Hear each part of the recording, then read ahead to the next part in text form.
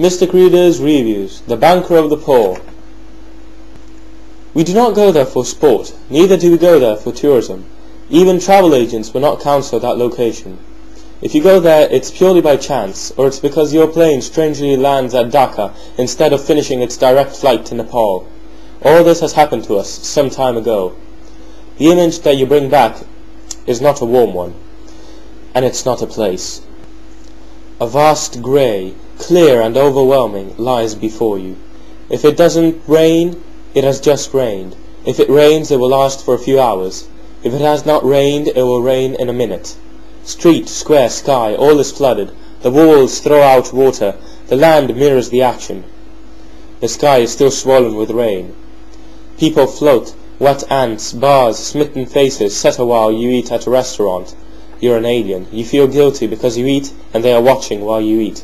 It seems another world, but it is another world. This is Bangladesh, where millions of people live among the poorest on earth.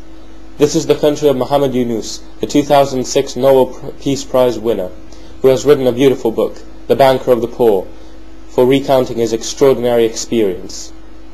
If you do not mind, we'll start from the speech spoken on the occasion of the Nobel interviews, namely the last pages of the book read, "Poverty is a threat to peace. Wealth distribution is very significant. 94% of the world's wealth goes to only 40% of the population, while more than 60% of people live with only 6% of the world's wealth. More than 1 billion people live on less than $1 a day. This is not a precondition for peace. I am convinced that Muhamad Yunus says that peace is threatened by unjust economic subdivisions, by social and political context, by the absence of a stable democracy, by environmental degradation, and by the violation of human rights. To build a stable peace, we must find ways to give people the opportunity to live dignified lives. Muhamad Yunus has managed to find a way, and he has created a virtuous mechanism that can profoundly affect society and the world. Its project is perfectly exportable in all countries. Tell me how to live on less than $1 a day. The preliminary peace talks which Muhamad Yunus held up to this point seem a mirage. This option is not feasible at the present state of affairs, but it's not true. Mystic Reader is not interested to know why such a dramatic situation is approaching collapse.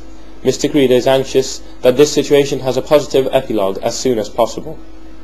That is why we have literally devoured the book and discovered that Grameen was not made in a day. The road was long and tortuous. The Bank of the Poor is present in most remote villages of Bangladesh, among the clay huts in Tanzania, in the ghettos of Chicago, the poorest islands in the Philippines, in the Lofoten Islands, the Arctic, polar ice, Nepal and Ecuador.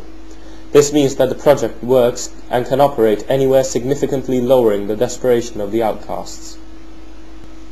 From the first day, Muhamad Yunus says that our system would have done better without any police or law courts. To recover our debts, we have never used lawyers. In the early days, Grameen was like a big family.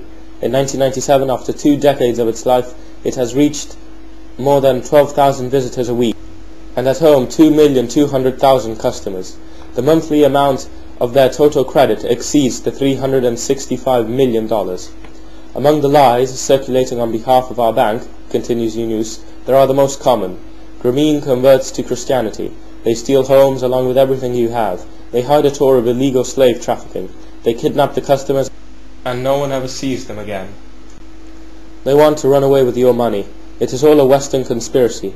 Women, says Yunus, are still our best allies. At the Arctic Circle, for example, for the first time, women were able to qualify for a loan.